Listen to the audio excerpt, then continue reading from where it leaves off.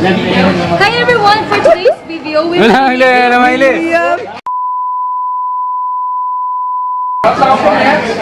everyone! For today's video, we will be making a physical fitness tutorial.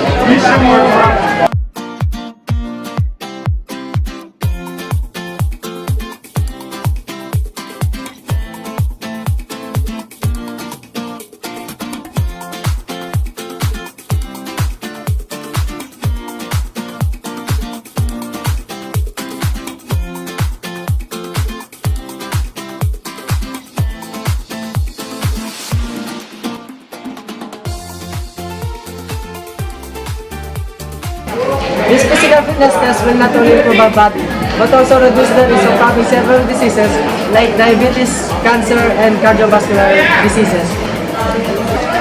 Yes!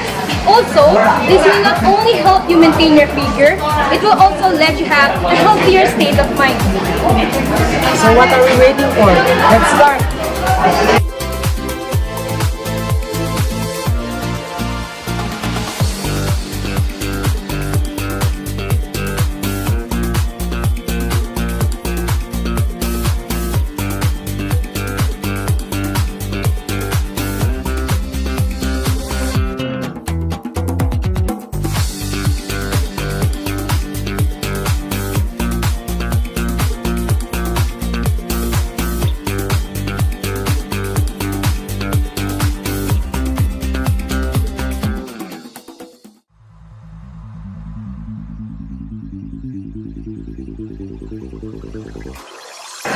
Before anything else, let's first calculate our own BMI. In determining our own BMI, these are the equipments required. First, a weighing scale and a stadiometer as per weight and height. And these are the procedures we follow. First, determine your weight in kilograms. Second, determine your height in meters. And lastly, use this. Okay, let's follow these procedures in doing the 3-minute step test. The first one is, the performer stands in front of the bench at a given signal who starts stepping up and down on the bench. The prescribed cadence is 96 steps per minute for boys and 88 steps per minute for girls. This should be maintained throughout the duration of the test. Next, at the end of 3 minutes, pause for 5 seconds as a rest period. And now for sit and reach, let's follow these procedures. The first step, the test subject sits on the floor with legs stretched out straight ahead. Shoes should be removed. The soles of the feet are placed flat against the box. Knees are locked and pressed flat to the floor. The tester may assist by holding them down. With palms facing downwards and the hands on the top of each other or side by side, the subject reaches forward toward the measuring line as far as possible. Ensure that the hands remain at the same level, not one reaching further forward than the other. After some practice reaches, the subject reaches out and holds at the position for at least 2 seconds while the distance is recorded. Make sure that there are no jerky movements. Vertical jump test. For vertical jump test, the procedures to be followed are: the first one, a yardstick or tape measure is taped to the wall to measure the distance between 2 chalk marks. The second one, the test performer stands with the dominant side toward the wall and feet flat on the floor. For 1-minute curl-up test, these are the procedures to be followed. First one, the test subject lies on a cushioned, flat, clean surface with a knee flex, usually at 90 degrees. A partner may assist in anchoring the feet to the ground. The arms crossed over the chest or reaching out in front. The second step, the subject raises the trunk in a smooth motion, keeping the arms in position, curling up to touch their hands or cheeks to the knees. The trunk is lowered back to the floor so that the shoulder blades or upper back touches the floor. And lastly, for the third step, the maximum number of sit-ups performed set at the desired tempo or the audio tape or CD with a recording of the pace. These are the procedures to be followed when doing the SIMO agility test. The first one, Cones are placed in each corner of the free throw lane of a basketball court or in the corners of a 12 by 9 foot rectangle that is on a running surface. Second, beginning at point A facing the free throw line, on the signal go, the test performer sidesteps to outside of point B. Backpedals from B to D, passing inside D to be in position facing A. Next, sprint to A, passing around the cone. Next, backpedals from A to C, passing inside C to be in a position facing B. Number 6, sprint to B, passing around the cone. And lastly, sidestep from B to finish line of A. Okay, now let's proceed to 35-meter sprint. The first procedure to be followed is have a warm-up exercise before taking the test. Second, draw the starting line and measure 35 meters, then draw the finish line. Next, the starting position should be standardized. Starting from a stationary position with foot behind the starting line with no rocking movements.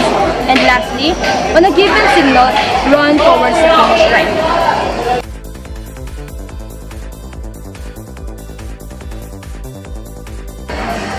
Start balance stand test. These are the procedures in doing this test. First, remove the shoes and place the hands on the hips, then position the non-supporting foot against the inside knee of the supporting leg. The subject is given 1 minute to practice the balance. Second, the subject raises the heel to balance on the ball of the foot. The stopwatch is started as the heel is raised from the floor. Reaction time test. These are the procedures to follow when doing this kind of physical fitness test. First, have a friend hold the ruler at the top right of your fingers to the bottom edge of the ruler. Second, have a friend drop the ruler at any time, without warning, and try and grab it between your fingers. And lastly, don't chase it. That's cheap. Read out your score from the side. Dynamic balance test. These are the procedures to follow when doing this kind of test. First one, stand with the right foot placed on the starting mark. Second, flips to the first tape mark, lands on the ball of the left foot and attempts to hold for 5 seconds. Third, flips to the second tape mark, lands on the ball of the right foot and attempts to hold for 5 seconds. Next, continues to the other tape marks, alternating feet and attempting to hold a steady position for 5 seconds. The ball of the foot must completely cover the tape.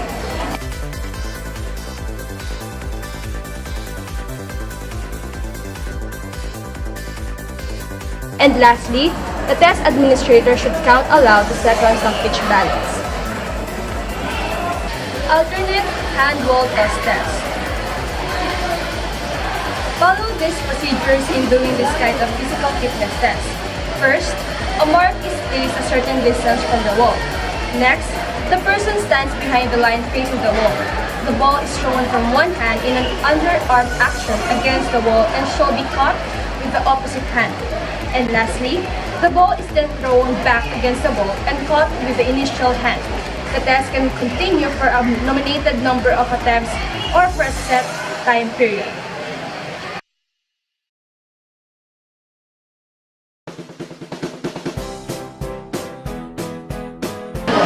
I hope you guys learned something. Doing any physical activity is better than doing none. If you currently do no physical activity, start by doing something. Gradually, build up to the recommended. Let us keep in mind that health is the greatest gift, as well it is the greatest wealth. Engage yourself to do some physical activities so that we may not have a healthy body but also have a longer life to cherish our loved ones. See you on our next video, guys. Bye!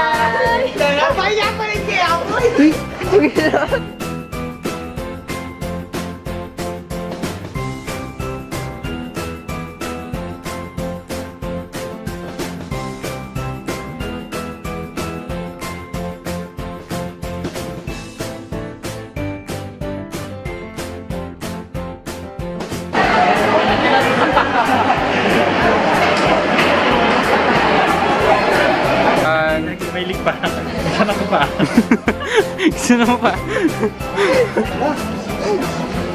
And lastly, for the third step, the maximum number of sit-ups performed set at the desired tempo or the audio tape or CD with the recording of the pace.